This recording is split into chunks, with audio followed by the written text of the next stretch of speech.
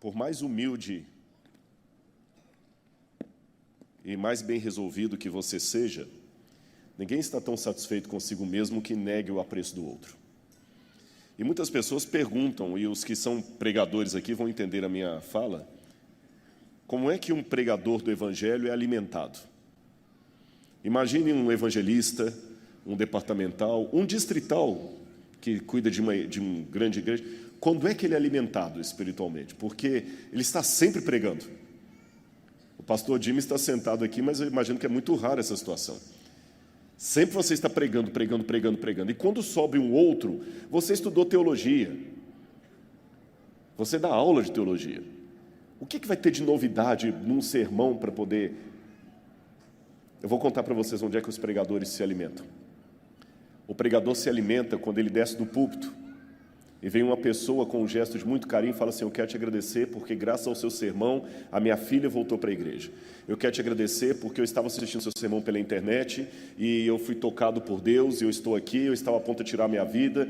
Nesse momento, os papéis se invertem. O pastor pregador se torna ovelha e o irmão que agradeceu se torna pregador. Não há música de apelo no final, não há plataforma, mas naquele pequeno momento ali, houve um sermão pregado para o pregador. E você não sabe, às vezes, que a pessoa, antes de subir para pregar aqui, está chateado, está magoado e está ouvindo o diabo falar no seu ouvido: para com isso, você não deve estar aí. E aí Deus manda um anjo falar com ele: não, meu filho, eu quero que você continue. Então eu louvo a Deus pelos muitos pastores fora do púlpito que cuidam dos pregadores que estão no púlpito. Muito obrigado a todos vocês. Orem sempre pelo ministério pastoral da igreja. Tá certo? Orem sempre. E cuidado com a maledicência. Eu estou notando que nós às vezes somos muito pródigos em confessar pecados cometidos por outros. Quem tem ouvidos para ouvir, ouça. A gente confessa com muita força os pecados cometidos por outros. Eu tenho que confessar os pecados cometidos por mim. Eu não confesso os meus pecados, eu confesso os pecados dos outros. E confesso de novo, e confesso e vou confessando, e vivo a vida confessando pecados cometidos por os outros. Mas Deus não pode me perdoar o pecado que o outro cometeu, Ele pode perdoar o pecado que eu cometi. Bom, irmãos, vamos colocar a nossa projeção aqui. Eu quero falar um pouquinho com vocês hoje sobre o endemoniado de Gadara. E eu quero mostrar a última peça que o Museu de Arqueologia do NASP adquiriu. Na minha mão aí está um pequeno amuletozinho de bronze, vindo de Jerusalém, datado de 2000 anos, da época romana. E eu vou explicar melhor durante o sermão para vocês, mas esse amuleto é um porquinho, ou um filhote de javali, pequenininho. E ele pertenceu, provavelmente, a algum soldado romano dos que estavam estacionados em Jerusalém. Provavelmente na época em que Jerusalém foi destruída. Antes que eu explique o porquê de nós sabermos que esse porco pertenceu provavelmente a um soldado romano de 2000 anos que trabalhava em Jerusalém, eu vou explicar as razões durante o sermão. Eu queria que você fizesse agora uma reflexão religiosa comigo. Não apenas você que está aqui, mas eu também não posso deixar de mencionar você que está em casa, que está assistindo esse sermão, e que eu quero, em nome de Jesus, que o Espírito Santo toque em você agora, onde quer que você esteja. Aqui em São Paulo, em outros estados do Brasil, no mundo, que você seja tocado por essa mensagem. Ainda que você não esteja assistindo ao vivo, que seja uma gravação da internet, mas que Deus toque no seu coração. Voltando à reflexão, imaginem 2000 anos atrás, o dono desse amuleto, um soldado romano, andando pelas ruas de Jerusalém. Quais são as pessoas com as quais ele conviveu? Em quantas mãos esse porquinho de bronze passou? E um porco em Jerusalém, que coisa é essa? Eu imagino que ele passava, e depois que ele passava, as pessoas ficavam de cabeça baixa, e depois que ele passava, cuspiam no chão. Que eles odiavam a presença dos romanos ali. E os judeus odiavam porque eles ficavam sempre vendo a insígnia romana e questionando por que Deus não age. E a introdução desse sermão parece ser uma contradição à música que o Kaká cantou e à música que o coral de Angola cantou. Porque o coral cantou de gratidão, nós também cantamos de gratidão. Ontem o pastor Arilton fez um sermão sobre gratidão, o pastor Jimmy falou de gratidão, e você cantou que Deus cuida de mim. Mas eu imagino que durante esse momento alguém aqui, ou através da internet, ficou pensando, não cuida não. Se Deus cuida de mim, por que eu recebi esse laudo de câncer? Se Deus cuida de mim, por que Ele não prometeu, por que Ele não protegeu daquilo ali? Se Deus cuida de mim, eu não sou leitor de pensamento, não sou profeta, não sou filho de profeta, mas eu posso sentir que talvez aqui nesse auditório, muita gente no sentimento está contradizendo o que foi contado. Deus cuida de mim, Deus cuida de vocês aí da frente que estão com a vida ganha. Deus não cuida de mim. E os judeus daquela época, vendo aquele romano carregando aquele amuleto de porco pelas cidades, perguntam, será que Deus cuida mesmo do seu povo? Por que Ele não volta? Por que Ele não age? Por que Ele não faz alguma coisa? Já que eu tenho que levantar uma problemática nesse sermão, eu recebi um livro sobre o sábado de 1919. Será que Guilherme Stein, quando estava recebendo a publicação desse livro, imaginaria que nós chegaríamos a 2018 e Jesus não voltou? E o mundo cada vez mais caótico. Essa semana foi uma semana de notícias trágicas. E por que Jesus não volta? Eu estou vendo aqui o Dr. José Carlos Amos, sou meu professor de Apocalipse. Eu nunca esperava, pastor José Carlos Amos, que eu veria o senhor aposentado e eu pregando aqui, já contando o tempo de obra. Eu pensei que Jesus ia voltar antes da gente sair do IAN. 2, ele também. Aliás, eu acho que muitos dos pastores que estão aposentados aqui, pastor Zeferino foi o diretor lá, eu acho que muitos de vocês, quando fizeram teologia, não imaginariam estar um dia jubilados. Talvez alguns de vocês foram fazer teologia com o pai falando assim, não perca tempo com isso, Jesus vai voltar antes de você terminar o curso. E por que Ele não volta? Irmãos, nós temos que fazer as perguntas certas, por que Deus não age? Algumas pessoas perguntam, teólogos têm dúvida de fé? Porque respondem a tantas perguntas, né? Eu falo com vocês que nós temos muitas dúvidas, sim. E antes que você pense, puxa, Rodrigo, então agora tem que tirar do púlpito. Você está admitindo que você... Não é à toa que um dos livros que eu escrevi, o título é O Ceticismo da Fé. Porque às vezes é preciso duvidar para crer. As dúvidas de fé não me fazem perder a confiança em Deus, mas são dúvidas que me dão certa angústia. Por exemplo, a dúvida do Cristo na cruz do Calvário. Deus meu, por que me desamparaste? Foi uma interrogação. A dúvida de Deus, por que Ele não livrou alguns acidentes que nós ouvimos? A dúvida, por que Ele não... Graças a Deus Ele livrou o pastor Jimmy, que está aqui contando testemunho, mas Ele não livrou outras pessoas. Por que, Senhor? Por que o Senhor não age? E no passado, eu não fico com vergonha de expressar para os irmãos que às vezes eu tenho essas dúvidas por 2 motivos. Primeiro, porque assim eu relembro a você que quem está pregando aqui é um ser humano como você, não uma máquina. E em segundo lugar, porque quando eu abro o livro sagrado, eu encontro eco para os mesmos questionamentos que eu faço em grandes heróis da Bíblia. Querem um exemplo? Já que eu mencionei o pastor Zé Carlos Amos e as aulas de Apocalipse, eu não sei se aprendi bem a lição, mas vamos ler uma das passagens, Apocalipse capítulo 6, verso 10. Homens de fé. É lógico que isso aqui é um símbolo, porque as pessoas quando morrem, elas não têm mais pensamento, não têm mais sentimento. De maneira simbólica, o Apocalipse apresenta as almas daqueles que morreram como mártires, clamando a Deus. E o que eles clamam? Verso 10, clamaram em grande voz, dizendo, até quando, ó soberano, santo e verdadeiro, não julgas e não vingas o nosso nome dos que habitam, o nosso sangue, dos que habitam sobre a terra? Irmãos, o Apocalipse foi escrito na linguagem do Oriente Médio. E vocês notaram ontem, os que estavam aqui, quando o Leonardo Gonçalves começou a cantar uma das músicas, alguns israelenses que estavam aqui na frente, eu até fiquei com medo do pessoal se escandalizar. Eles levantaram e começaram a... Irmãos, eles não estavam ofendendo a igreja. Eles não estavam entendendo por que a música estava cantando e ninguém estava celebrando. Aquela é uma música de casamento. Tem que ser celebração, por isso que ele levantou e começou a... É o estilo do Oriente Médio. O Shabat, quando eles vão receber no Muro das Lamentações, eles começam a cantar. David, Melech Israel. E eles pegam você e começam a fazer roda. O Shabat é uma festa. Eles cantam. E quando estão bravos também, eles expressam. Eles falam rápido, alto, mesmo numa conversa normal. Se eu viro para o pastor Martini e falar, pastor Martini, dá para a gente fazer isso? Não, Rodrigo, não dá, tudo bem. Se fosse no Oriente Médio, como não dá? Não dá. Seria mais cheio de gestos e mãos e falas altas e não é briga, é normal. Então, pensando nesse contexto do Oriente Médio, nesse jeito deles agirem, O texto que eu acabei de ler não é dito com voz de frequência modulada. Ó Santo e Soberano, até quando não julgas o nosso sangue dos que habitam sobre a terra? Não, João escreveu numa perspectiva do Oriente Médio. Eles estavam clamando mesmo. Ó Senhor, até quando? É aquele clamor do salmista. Senhor, até quando o Senhor deixará os ímpios pisarem em Jerusalém? É aquela oração que, se eu fizesse aqui, iria assustar muita gente. Senhor, até quando o Senhor vai deixar o inimigo zombar de nós? Onde é que está a sua promessa? É reclamar mesmo. Tem uma palavra em hebraico para isso, intraduzível, chama chutzpah.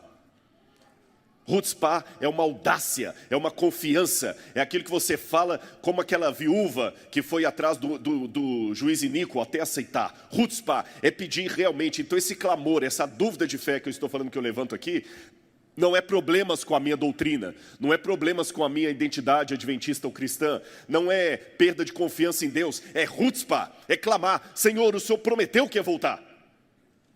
E você tem que fazer essa oração. E os judeus daquela época também faziam. Mas vocês sabem que quando o povo tem esperança e quer demais alguma coisa, oportunistas acabam aproveitando a oportunidade, desculpem a redundância, o pleonasmo é proposital, os oportunistas aproveitam o momento justamente para encaixar, olha, vocês querem isso? Eu vou dar para vocês. Aliás, a mídia hoje faz muito disso aí. Em alguns casos, propaganda é uma maneira inteligente de convencer você a comprar aquilo que você não precisa com dinheiro que você não tem, para mostrar quem você não ama aquilo que você não é. E naquela época já havia essa mídia. O povo quer o quê? O Messias. E o Messias não vem. Essa moeda que faz parte do acervo do UNASP, eu espero que você conheça o Museu de Arqueologia Bíblica do UNASP, o único da América Latina, e orem pela construção do museu. Essa semana nós conseguimos aprovação na Lei Rouanet, em nome de Jesus. Quando digo nós, eu estou colocando nós, não é simbólico não, é porque não sou eu sozinho. Tem uma equipe trabalhando aí, tá certo? Então, em nome de Jesus, nós vamos em breve ter... O acervo nós temos uma Ferrari, não tem garagem. E essa é uma das moedas que temos no nosso acervo aqui, uma moeda original de Herodes. E o que me chama a atenção são duas coisas. Ah, não adianta, o laser não vai funcionar. Vocês percebem então um capacete? Do lado esquerdo tem o nome Herodes Basileus, que seria Herodo Basileus, rei Herodes. E do lado de cá tem um capacete com uma estrelinha. Essa estrela é identificada por muitos como um símbolo messiânico. Herodes se proclamava Messias. E sabe onde é que está a prova? Lá onde está escrito Herodes Basileus, o rei Herodes, você percebe que tem um P com uma cruz embaixo? Na verdade, não é um P, são duas letras gregas, o Ri e o Ro, que é a abreviatura da palavra Christos. Então Herodes dizia, eu sou o Cristo de vocês. Mas o povo se frustrou logo ao ver que Herodes não podia ser o Cristo. Na época de Adriano veio Bar Corba e também cunhou moedas para ele. Bar Corba era um líder revolucionário que prometia livrar os judeus dos romanos. E na moeda de Bar Corba você tem o templo, e lá no topo do templo o que você tem?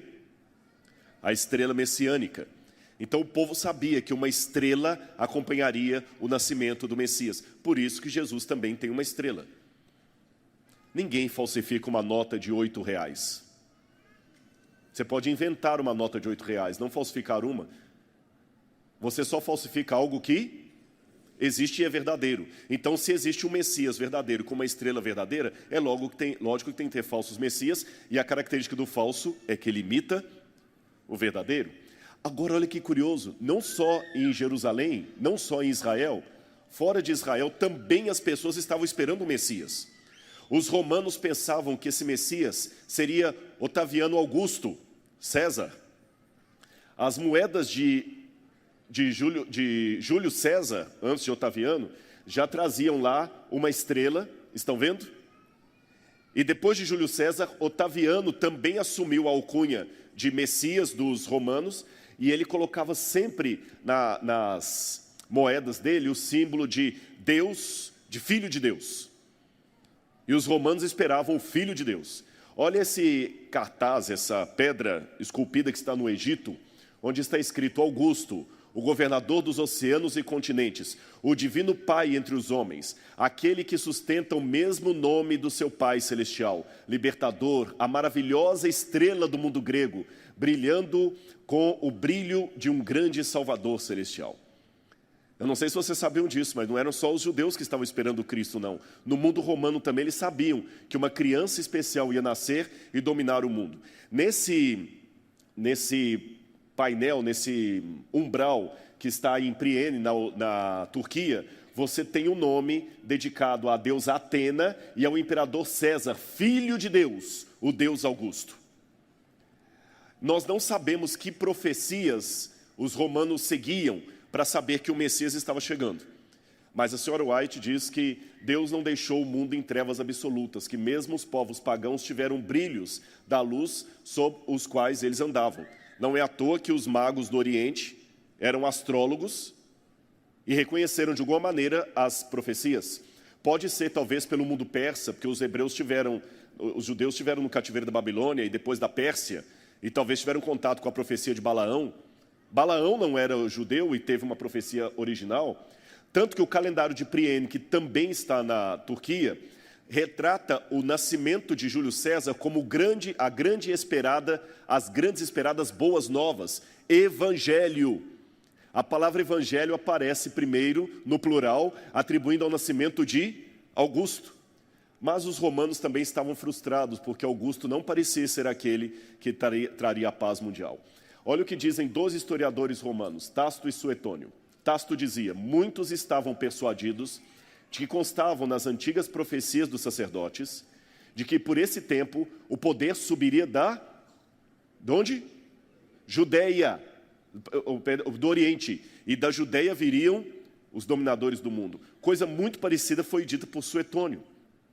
2 historiadores romanos testemunhando que havia uma expectativa frustrada, porque o Messias não havia vindo.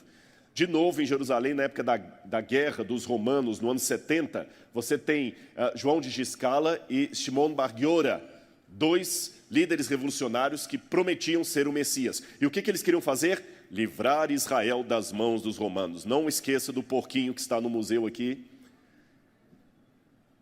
e que andava pelas ruas de Jerusalém. Porco nas ruas de Jerusalém é uma afronta pior do que eu posso imaginar.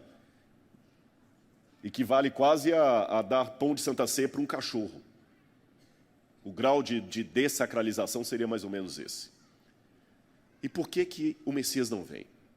Um belo sábado, no Shabat, Jesus vai pregar na sinagoga em Nazaré, conforme era o seu costume ir aos sábados à sinagoga.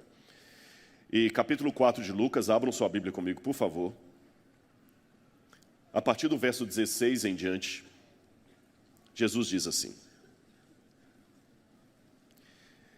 indo para Nazaré, onde fora criado, entrou num sábado na sinagoga, segundo o seu costume, e levantou-se para ler.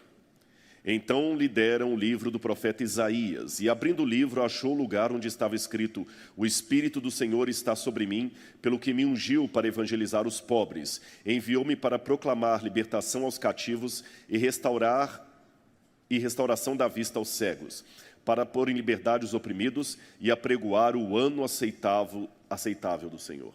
Depois que Jesus terminou de ler, ele entregou para o mestre de cerimônias a Torá e sentou-se. Naquele tempo, diferente da cultura de hoje, a pregação era feita sentada, porque coisas importantes não podem ser ditas em pé com pressa. Vendo Jesus as multidões, subiu ao monte e, como se assentasse, aproximaram-se seus discípulos. Não é à toa que o professor é chamado de catedrático, ensina da cadeira. E Jesus, sentado, começou o sermão dele e falou algo que enfureceu os judeus daquela época. Hoje se cumpriu essa escritura. Hoje eu proclamo o ano aceitável do Senhor. A redenção chegou. O pessoal ficou desesperado.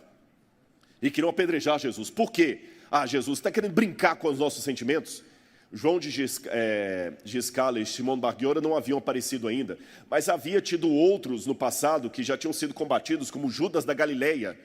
No ano 6 depois de Cristo, teve um líder chamado Judas da Galileia, que o livro de Atos dos Apóstolos até faz menção dele.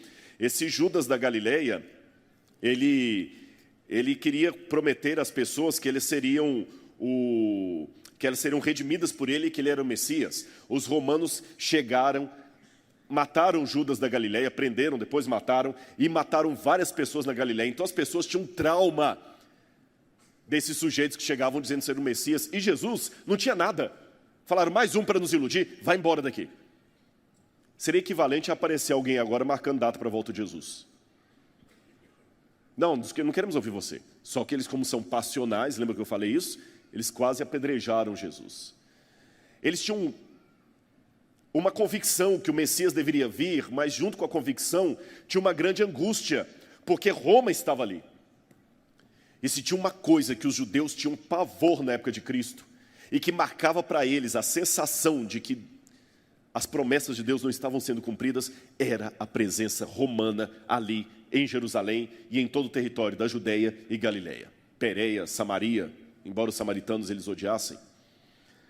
E a legião romana chegava com pompa. Os que mais se destacavam eram os soldados da 10ª Legião Fretenses. Que legião era esta? Essa legião foi fundada por Júlio César, e na época das guerras romanas, ela lutou ao lado de Pompeu, e ela foi vitoriosa no Estreito de Messina. E por causa disso, ela foi apelidada de Fretenses. Fretenses, em latim, você tem fretum, o Estreito do Mar. Então, Otaviano Augusto, quando se tornou o primeiro imperador de Roma, ele pegou a legião mais importante que ele tinha e, em homenagem a Júlio César, falou, essa legião será a 10ª legião. E se chamará 10ª Legião Fretenses, a 10ª legião dos homens do mar. Dos homens que vencem no mar. Guarda essa informação porque ela é importante. A 10ª legião dos homens que vencem do mar. E quando Pompeu conquistou a região da Judeia e da Galileia, sabem quem que Roma destacou para cuidar da região ali? A 10ª Legião Fretense. Por quê? Os judeus eram pródigos em fazer rebelião. Vocês sabem da história.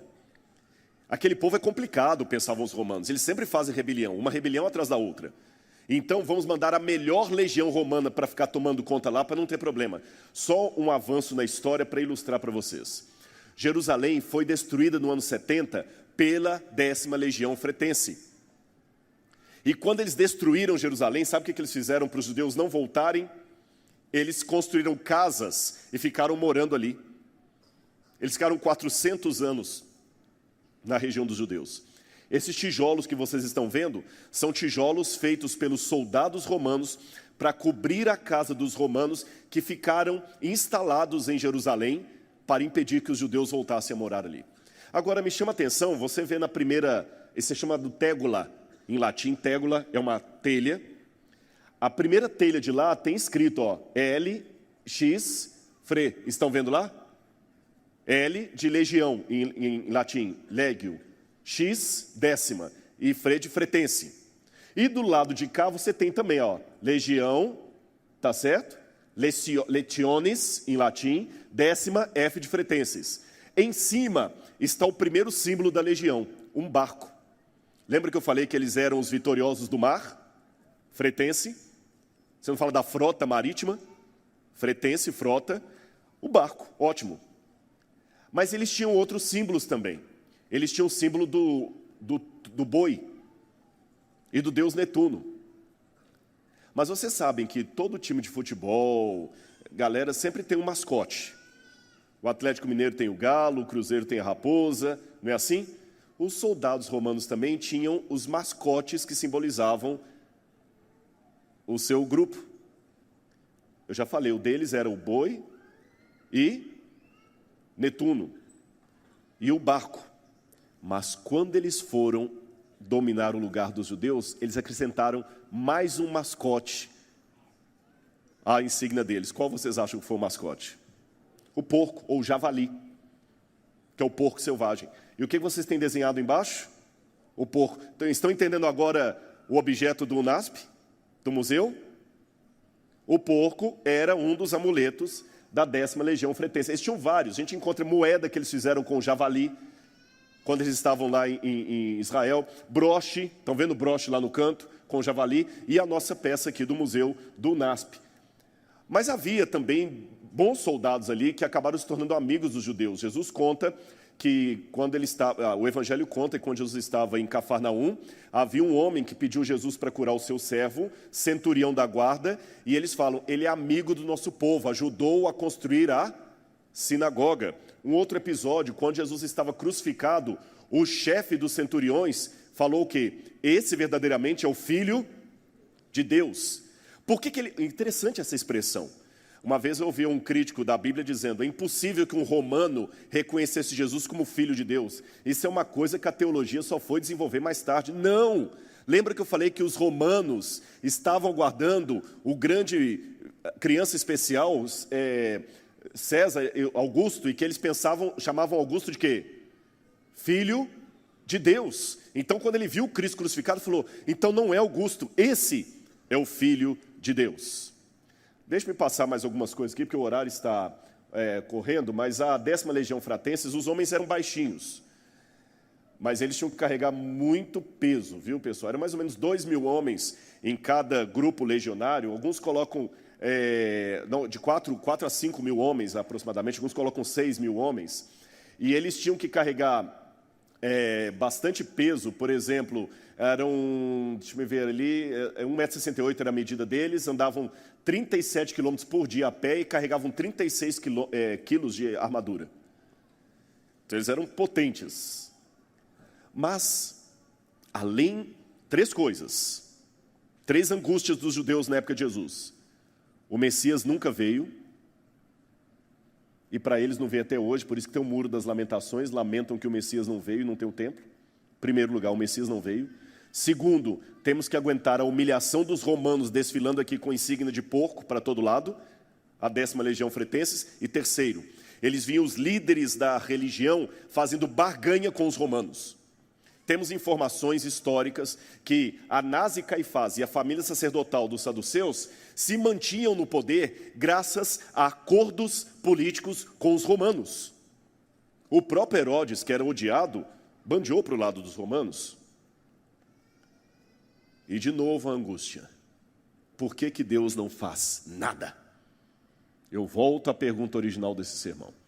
Apenas para mostrar para você que aquelas perguntas que eu esbocei na introdução dessa pregação são perguntas que já eram feitas 2.000 anos atrás, na época em que o Salvador pisou na terra de Israel. Por que que Deus não faz nada? Já passamos o cativeiro, já estamos cansados. Meu avô morreu esperando o Messias e o Messias não vem. Daniel, imagina alguém perguntando, Daniel morreu séculos atrás esperando o Messias e o Messias não veio. Isaías morreu falando da criança especial e já passou 700 anos da morte de Isaías, pensando na época de Cristo, e o Messias não veio.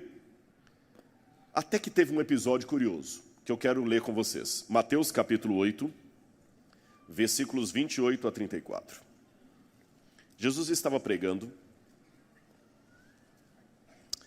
e a Bíblia diz que, Mateus 8, 28 a 34, que tendo ele chegado à outra margem, à terra dos Gadarenos, vieram ao seu encontro 2 endemoniados, saindo entre os sepulcros, e a tal ponto furiosos, que ninguém podia passar por aquele caminho. E eis que gritaram, que temos nós contigo, ó Filho de Deus? Vieste aqui atormentar-nos antes do tempo? Ora, andava pastando não longe dali uma grande manada de porcos. Então os demônios lhe rogavam, se nos expeles, manda-nos para os porcos. E depois ordenou-lhes Jesus.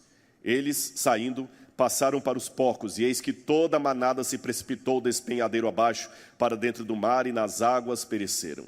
Fugiram os porqueiros, porque, chegando à cidade, contaram a estes todas as coisas que aconteceram aos endemoniados. Então a cidade toda saiu para encontrar-se com Jesus, e vendo-o lhe rogaram que retirasse da terra deles. Eu não vou entrar no mérito da questão aqui, para não fugir do meu tema, mas há alguns pequenos problemas aqui, exegéticos. Um deles é que, se você ler Lucas e Marcos, eles falam de gadarenos e gerasenos, Gadara, Gerasa, até Gergesa, uma variante textual. Para resumir isso aqui, sem complicar demais e fugir do foco do meu sermão, apenas digo para você que essas variantes não devem nos assustar. A Bíblia não fala que o episódio aconteceu na cidade de Gadara. Foi em algum lugar à beira-mar. E à beira-mar não existe nenhuma cidade de Gadara. O lugar mais provável da cidade de Gadara, nós temos duas sugestões. Um seria ali embaixo, não sei se dá para vocês verem, que dá mais ou menos uns 8 quilômetros da costa. E há outros que pensam que a cidade de Gerash, que seria a capital de todo o lugar dos Gerasenos, é uma cidade que hoje fica na Jordânia, a 50 quilômetros do Mar da Galileia. Então é muito improvável, do ponto de vista geográfico, que a história tenha acontecido na cidade. E se você olhar bem, a Bíblia não fala que foi na cidade, fala que foi na região, no país. Então é como se eu contasse assim, algo aconteceu na região, no estado de São Paulo. E depois que isso aconteceu, imediatamente foram e comunicaram ao governador de São Paulo, que veio. Ele pode estar, São Paulo está com uns 180 quilômetros daqui, mais ou menos, não é isso? 180, 190 quilômetros. Eu não estou falando que aconteceu lá na capital, na região de São Paulo. Se eu falei região de Engenheiro Coelho, não é bem Engenheiro Coelho. Então, na minha opinião, esse episódio aconteceu em algum canto ali no Mar da Galileia. Alguns pensam que pode ser até ali em cima, onde está apontado ali, tem um sítio arqueológico provável. E a Bíblia só faz a referência à região. Por isso que um evangelista fala Gerasa, o outro fala Gadara. Tudo bem até aí? Não é contradição. Outro problema. Era um endemoniado ou dois? Dois. Mas por que só Mateus menciona dois? No Oriente Médio, nem sempre você contava mulheres e crianças. Podia ou não contar. Lembra o milagre da multiplicação dos pães? Havia ali 5.000 homens, aí um evangelista fala, fora mulheres e crianças. Mateus era mais meticuloso. Era contador, né? Sabia de contas, né? Provavelmente seria um homem e uma criança, ou um homem e uma mulher. Por isso que ele fala dois e os outros só mencionam um. Ficou claro também isso aí? Ok. Continuando a nossa história, agora eu quero terminar o meu sermão falando uma coisa interessante para vocês. Marcos ouviu falar essa situação. Você sabe que provavelmente o Evangelho de Marcos foi escrito sob influência de Pedro. Então Marcos não estava presente na cena, mas Mateus estava. Então Mateus contou a coisa como aconteceu.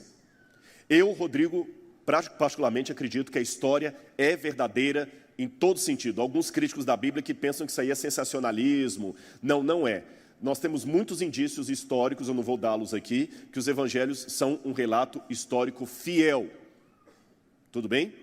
Então eu repito perante a igreja, o episódio aconteceu. Houve 2 demoniados na região, Jesus curou aqueles homens e os demônios foram para os porcos e os porcos precipitaram o mar abaixo. Eu não tenho dúvida disso.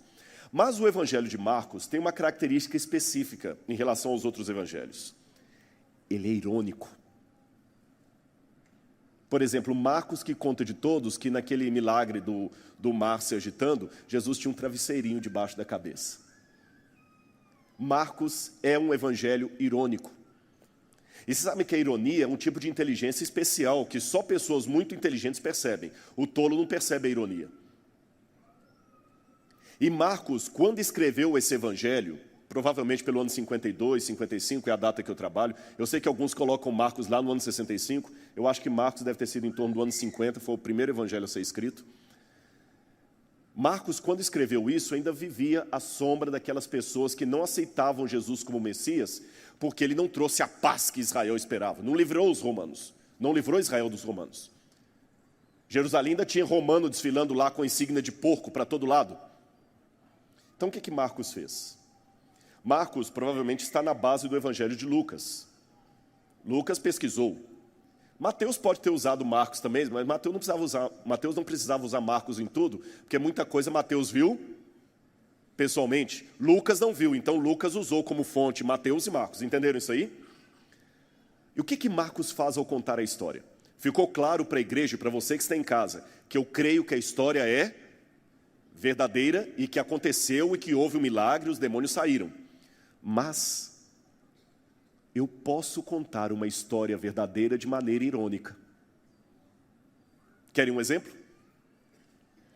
Imagina essa situação. Um pai chega desesperado porque o filho está fora da igreja, não respeita o pai tenta todo pastor para ir lá e o filho não quer saber, ele está revoltado com a igreja. Aí o pai vem pedir socorro para os irmãos, para alguém ir lá salvar o filho dele, que agora está misturado nas drogas e não aceita ver a igreja, não acredita em pastor, não acredita em ninguém. Aí alguém conta essa história assim, claro, não tinha por onde.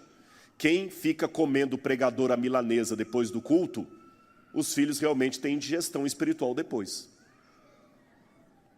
Vocês entenderam a minha ironia? O que eu quis dizer com essa ironia?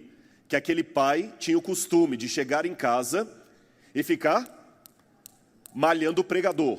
Os filhos cresceram ouvindo o pai criticando pregadores. Obviamente eles perderam o quê? A confiança na igreja. Isso é real.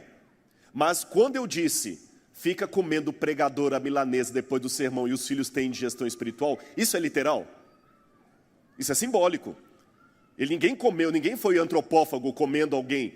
Eu contei uma história verdadeira, mas eu joguei uma ironia para ensinar uma mensagem. Marcos faz isso. E quer ver a ironia de Marcos?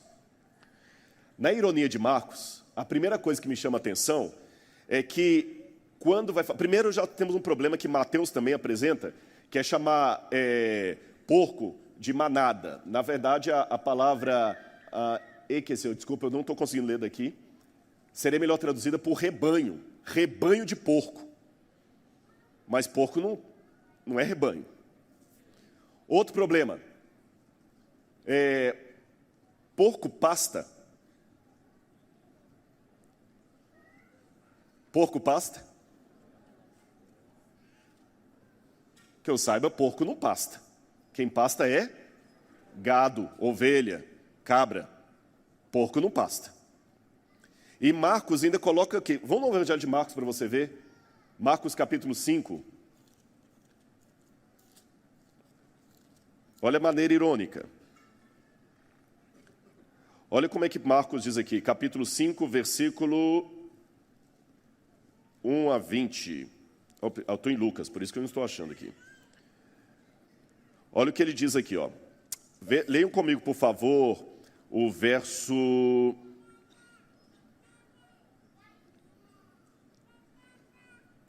O verso 11. Ora, pastava ali, pelo monte, piorou. Porque mesmo animal que pasta, não pasta em monte. As melhores gramíneas estão no vale. Ele chama os porcos de rebanho, fala que eles estão pastando, e ainda onde? No monte. E ele ainda coloca uma coisa. Quando Jesus pergunta o nome do demônio, o que é que o demônio responde na versão de Marcos, e depois Lucas vai pegar? Não ouvi? Legião. O que é legião? Legionários romanos. E de onde os legionários romanos vigiavam as cidades? Nos altos dos montes. E o que os judeus mais angustiavam? Os legionários que ficavam nos altos dos montes. Curioso isso. E o que aqueles demônios pedem a Jesus? Que os mandassem aos porcos. Por que o demônio fez isso? Isso é fácil de responder. Por que o demônio pediu a Jesus? O demônio pediu, os demônios, que eram a legião, pediu a Jesus para ir para os porcos, porque eles queriam causar um prejuízo que trouxesse rejeição a Jesus, como de fato deixou. Isso é fácil de responder. A pergunta mais difícil é, por que Jesus atendeu? Porque Jesus queria, tudo que Jesus fazia era inspirado, mostrar uma lição para os judeus e para mim e para você que íamos saber desse episódio depois. Jesus não atendeu porque ele foi enganado pelos demônios. Ele sabia o que estava fazendo. Os demônios foram para os porcos. Aquele povo não era judeu, por isso que eles criavam porcos. Era a região de Decápolis. E os porcos, cheios com a legião, foram ironicamente para onde? Para o mar. Outra coisa interessante, porco, quando assusta, eles debandam cada um para um lado. Esses não, foram todos em direção ao mar. A 10ª Legião Fratensis era conhecida por esse nome por ser especializada em quê? Em mar. E o que é legião? Grupo de soldados romanos. Olha como Deus é sábio.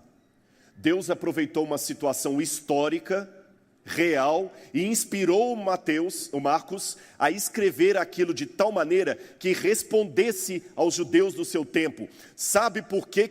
E tem mais um detalhe que eu não posso esquecer. Na versão de Marcos, os demônios não falam com Jesus: viestes atormentar-nos antes do tempo. Olha na sua Bíblia aqui. Olha como é que eles falam para Marcos. Verso 10, 5 verso 10. Rogou-lhe encarecidamente que não os mandasse para onde? Fora do país. O que Marcos está mostrando aqui? O Messias veio e ele tinha poder para mandar todos os demônios, inclusive a legião romana, para fora do país. Ele tinha poder de fazer com a 10ª legião fratenses e sua insígnia de porco a mesma coisa que fez com os demônios, a legião de demônios que foram para os porcos. Ele tinha poder para isso. Tanto é que ele tinha poder que os próprios demônios lhe imploraram para que não os mandasse para fora do país. Se eles imploraram aquilo com medo, é porque ele tinha poder para fazer isso. E sabe por que ele não fez? Porque vocês estão cometendo o mesmo erro dos gadarenos. Vocês estão amando mais os porcos do que o Messias. Por causa do prejuízo dos porcos, eles mandaram o Messias embora da terra deles. E vocês estão fazendo a mesma coisa. Estão preferindo porcos ao Messias. Por isso, o ato impenitente de vocês impede Deus de agir. Ficou claro para a igreja? Não é uma parábola. É uma história real da qual tirou uma lição parabólica. Por isso que os demônios são a legião. Os porcos. Ele tinha poder. Como ele tem poder hoje para fazer muita coisa, e ele não faz porque nós, repetindo o mesmo erro do passado, nós estamos amando mais os porcos do que o Messias. Estamos agindo como os pagãos de Gadara. Até quando? Até quando, irmãos, nós vamos ficar amando? Nós queremos mesmo ver o Messias? Quem quer dá um jeito, quem não quer dá uma desculpa. Qual é a prioridade da sua vida? Qual é a prioridade? Hoje estou notando que muita coisa está se tornando tão comum. Há muitos casamentos que têm a cerimônia de casamento e logo depois tem uma festa com música de rock e tudo mais. E é tudo normal. Há muitos pais que chegam em casa, o filho está com a música de rock de maior altura, ele deixa: não quero perder meu filho. Você está colocando seu filho acima de Deus. Nós estamos sendo permissivos com muita coisa. E repito o que eu comecei nesse evangelho. Aqui, ontem alguém me fez uma pergunta: qual a diferença entre alardear erros e denunciar o pecado? Alguém me fez essa pergunta ontem. Eu falei: quando você denuncia o pecado, em primeiro lugar, você tem que ir à pessoa e falar com ela. E de maneira geral, exortar a igreja, como eu estou procurando fazer aqui. Agora, quando você só quer denunciar o pecado do outro, como eu falei, isso é maledicência. Mas todos nós devemos reconhecer que nós precisamos, nessa escola, nessa igreja, na nossa casa, na minha família, nesse bairro, nesse lugar, de um reavivamento do Espírito Santo. Irmãos, por melhor que os professores de teologia tentem preparar os alunos, nós nunca saímos da faculdade preparados para fazer um sepultamento fúnebre, um serviço fúnebre. Nunca, nunca. Por melhor que seja o professor de liturgia, você nunca está pronto para sepultar uma pessoa, para confortar alguém que morreu. Não se aprende isso. É doído. E cada vez que você faz um sepultamento, você pede a Deus que seja o último. Ninguém está preparado para expulsar um demônio. E cada vez que você tem uma situação de exorcismo, você implora a Deus que seja o último. E eu hoje peço a Deus, com vocês me ouvindo: Senhor, até quando? Volta, Senhor. Por que o Senhor não responde? E antes de terminar, volta só um slide para mim. Isso. Antes de terminar, eu quero fazer um apelo à igreja. Esse não é um sermão para atacar ninguém, por favor. E nem venha aqui com uma pá. Venha com um ancinho. Deixa a pá para a gente usar na arqueologia. Porque tem gente que vem com um sermão com a pá. Como é que você faz com a pá? Se fulano estivesse aqui para ouvir isso. Se Beltrano estivesse aqui para ouvir isso. Não deixa a pá para o arqueólogo. Venha com um ancinho. Isso é para você. Puxa assim, é para mim. Irmãos, vocês me ensinaram, em 1983, que Jesus ia voltar. Foi ali que eu conheci a mensagem adventista. Em 1984, 25 de fevereiro, eu me batizei. Eu não esperava que ia passar tanto tempo e ele não tinha voltado. Mas eu não desanimei, não. Eu ainda vou continuar esperando. E eu sei que, em nome de Jesus, essa igreja não está perdida porque você ainda está aqui. Eu estou aqui. Nós podemos ser poucos, mas nós com Cristo somos a maioria. E se você nessa manhã está passando algum problema e perguntando, Senhor, por quê? Como os judeus perguntando, por que o Senhor deixa os romanos com os porcos aqui? Eu quero fazer um apelo a você. Eu quero colocar uma música final. E se houver alguém no nosso meio que sentiu o desejo de vir aqui à frente, porque está precisando de um reavivamento espiritual na sua vida, de repente você está com um problema que o pregador não sabe, mas o Espírito Santo sabe, vem aqui enquanto essa música é tocada. Ela está em inglês, eu vou traduzir, mas eu queria convidar você a vir aqui à frente. Aquele sentindo no seu coração, alguém que talvez não é batizado, está lutando para tomar a sua decisão, alguém que está fora da igreja, você que está acompanhando de casa, você pode ficar em pé de onde você estiver, que o Espírito Santo vai tocar em você. Coloque, por favor, a música final. E se você sentir no seu coração esse desejo, eu quero desafiar você a vir aqui à frente. Você que ainda não aceitou Jesus como seu salvador pessoal, você que precisa de um reavivamento na sua vida, vem aqui. Eu sou irmão de vocês. E eu quero ir para o céu com vocês. Não saiam daqui sem um reavivamento espiritual. Deus ama vocês. Ele ama você. Tá bem?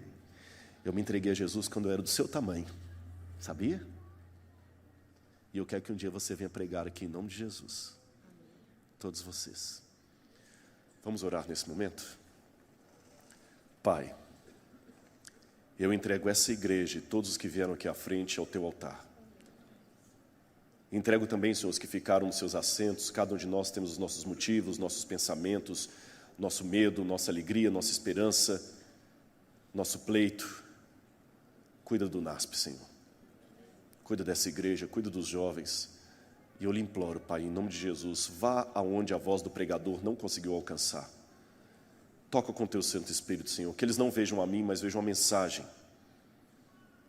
Agora eu entendi a ironia de Marcos, Senhor. O Messias poderia sim expulsar os demônios do país e mandá-los aos porcos e ao mar. Ele não fez isso não é porque não tinha poder. Ele não fez porque nós estamos amando mais os porcos do que ao Messias. E é interessante, Senhor, que o Senhor atendeu ao pedido dos demônios, atendeu ao pedido da cidade, foi embora, mas quando o endemoniado pediu para ir com o Senhor não atendeu, falou, fica. Se essa é a ordem que o Senhor dá para nós, Senhor, nós vamos ficar. Como aquele endemoniado curado, Senhor, nós queríamos agora ir com o Senhor para o céu. Eu queria sair daqui e nem voltar para casa. Mas o Senhor fala para nós, fica. Nós enterramos alguns entes queridos e às vezes a vontade é ir junto, morrer junto. E o Senhor fala, não, eu quero que você fica. A vontade de muitos é sair da igreja, não pisar mais aqui, mas a ordem do Senhor, eu quero que você fica. E testemunhe no Lagoa Bonita 1, no Recanto dos Pássaros, no Universitário, no Jacarandá, aqui dentro do colégio, no internato. Fica e testemunhe para os outros os demônios que eu tirei da sua vida. Nós ficaremos, Senhor, e queremos ser o testemunho da tua cura. Obrigado, Senhor, pelo privilégio que eu tenho de ocupar esse púlpito em nome de Jesus. Obrigado pelo privilégio que eu tenho de falar da tua palavra para os meus irmãos. Cuida deles, Senhor, como o Senhor tem cuidado de mim e de cada um de nós. Por amor do teu nome. Amém, Senhor. Amém. Obrigado pelo carinho. Que Deus abençoe imensamente a todos vocês. Amém.